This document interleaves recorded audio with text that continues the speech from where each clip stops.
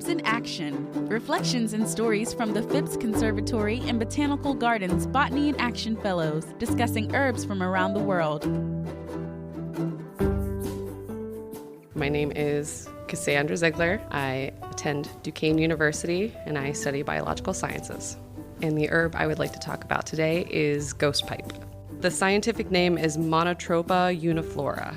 So it's relatively short, like you'd pass by it. It doesn't get higher than about ankle height, I would say. It is white. So if you see it though, you'd be like, whoa, what is that? And it has a single flower that it grows up, hooks, and the flower hangs back down kind of like a little droplet. So it is native to the United States. It's native to, I believe, Asia as well. So it's more widespread than people think it is. It's just that people don't tend to see it too often. It tends to grow in forests and areas that might be a little bit lower elevation, some wetland kind of based areas. It's really not very common. If you just look out in a field and you see it, you'd have to be walking through a forest or an area to find it that way, because it's common, but not urban common or garden common or anything like that.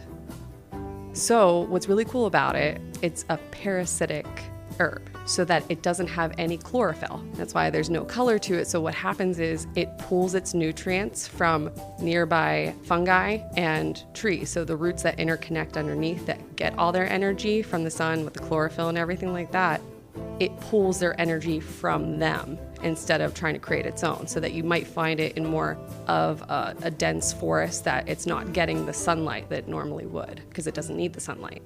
It has been in the past used as a medicinal plant for its pain-relieving properties. My work is not focused on this herb in particular, but it's in the forest that I work in.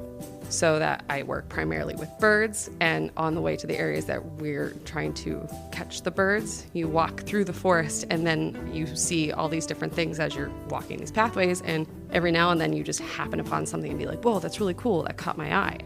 I only recently became aware of it maybe last year, because I was in other forests that were more higher elevation, drier, not as much wetland, lower kind of thing. So this is the first time I'm actively working in these forests, and that's when I finally got to see it for the first time.